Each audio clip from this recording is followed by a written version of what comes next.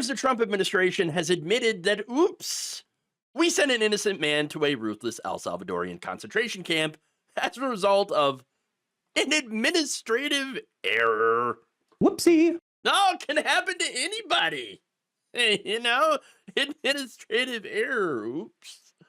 Now, Kilmar Abrego Garcia was one of the 250 men deported to El Salvador's CECOT terrorism center after President Donald Trump had invoked the Alien Enemies Act of 1798. You know, the act that's supposed to be like, oh, we're at war, and so therefore we can deport people that we're at war with, but who are we at war with? I mean, seriously. Nonetheless, on March 15th, the administration sent two plane loads of Venezuelans and a separate group of Salvadorans to the infamous camp. One of them included the Maryland father, who had previously fled El Salvador, came to America, got married, and had a 5-year-old disabled son, or has a 5-year-old disabled son.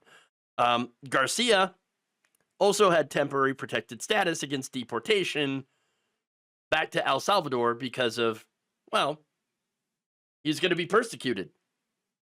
Well, ending up in an El Salvadoran prison camp for terrorists sounds a lot like persecution, but we'll get you more of that later on.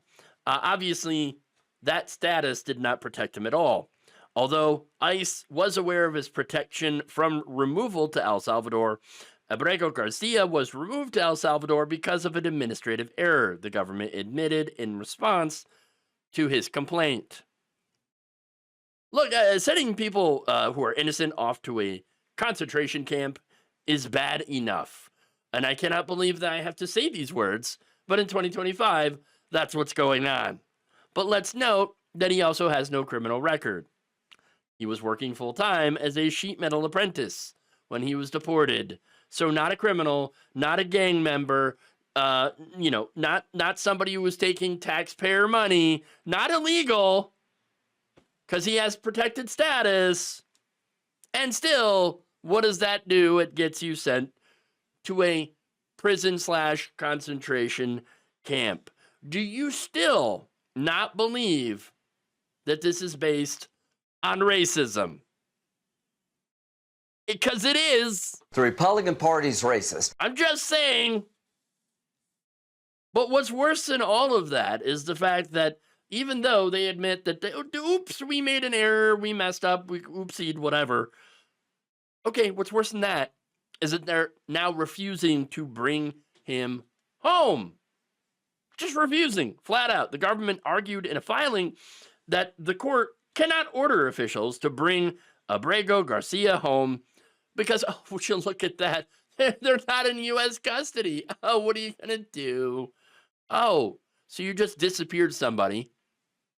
And now, even though it was a mistake, you said, I can't bring him back now because we have already disappeared them. Oh, my God. The government says that the Trump administration is paying El Salvador to jail him, but we cannot force El Salvador to return him. Oh, really? We can only entreat or cajole our close ally into returning him, according to the finding. And I'm doubting very much so that they're going to try to do that. They claim the court is powerless to order relief, said Abrego Garcia's attorney, Simon Sandoval Moschenberg. If that's true, he says, the immigration laws are meaningless, all of them, because the government can deport whoever they want, wherever they want, whenever they want, and no court can do anything about it once it's done. Yeah. But look, here's the thing. Obviously, they don't want him back because they're racist. It's really simple. Anybody who's trying to be like, oh, it's because of the legal thing, this and that, and blah, blah, blah, blah. No, it's racism, period. Plain and simple. He is a Latino, okay? And this administration does not want him back for that fact alone. That's it. And now they've got J.D. Vance out there lying about it. Here's what he said. My comment is that according to the court document you apparently didn't read, he was a convicted MS-13 gang member with no legal right to be here. Oh, really? You might want to check that again, bro, because no, he was not convicted of anything. What happened is that he was racially profiled. Back in 2019, he and a couple of other guys were just chatting outside of Home Depot. And then ICE came up and nabbed him. That was it. They were arrested, interrogated, sent over to ICE. I'm sorry, he was arrested by police and then sent to ICE. But it was profiling. During his deportation proceeding, ICE officials claimed that a confidential informant who was a, quote, past proven and reliable source of information, had confirmed that Abrego Garcia was a member of a gang. And they even gave a rank and gang name to the police. Oh no! A judge then ordered that he be held without bond during the hearings. Thing is, the police report about the Home Depot incident didn't even mention Abrego Garcia. They didn't name him. And the informant that accused him of being in an MS-13 clique didn't, basically the MS-13 clique that he was supposedly part of didn't even operate in Maryland. So how can he be part of MS-13 when he lives in an area that MS-13 does not belong in? It doesn't make any sense. And by the way, the detective who originally classified his police interview as a gang interview had been suspended. And nobody else from that gang unit even stepped forward to answer questions about the case. So this seems pretty shady. Very, very shady. Indeed.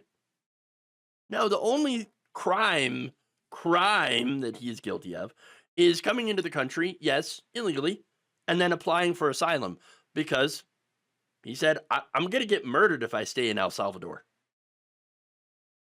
He made that case, and he was given a withholding of removal order.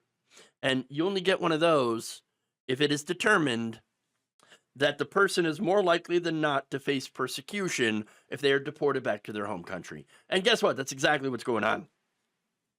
A 2023 State Department report found credible reports that inmates in this El Salvadorian concentration camp have been electrocuted, tortured, and even beaten to death by the guards. So, great. Apparently that's okay then.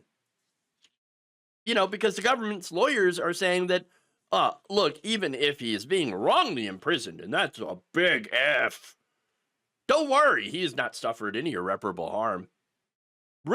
Oh, really? Oh, really? So, being ripped away from his wife and child and stuffed into a concentration camp, that is not irreparable harm? I can't imagine anyone who wouldn't be irreparably harmed by that. To a country that obviously was going to persecute him. Insane. Insane. Look, this isn't the only F-up. It's not the first, and it will not be the last. At least one alleged Venezuelan gang member had already been granted legal refugee status in the U.S., while others included a pro soccer player, a gay makeup artist, a 26-year-old barber, a 24-year-old father, all with no criminal record in the U.S., and all were formally seeking asylum. So you know what that means? This is all racism, racial profiling, but now it's just being done at an official level with absolutely no regard to the truth. The mask, if there even was one, on this administration and on Trump and all of his followers and on ICE, all of that is just gone. It's completely off. There is no mask anymore. They're 100% racist. Thank you for watching. If you enjoyed this video, please like, share, subscribe, hit the bell icon in order to get notified whenever a new video is released. And if you want to support independent, progressive media through this difficult time where it seems like everybody is shutting down, you can become a member on our YouTube page, you can become a subscriber on Facebook, or you can go to my Patreon. It's patreon.com/Jeff Waldorf. Thank you.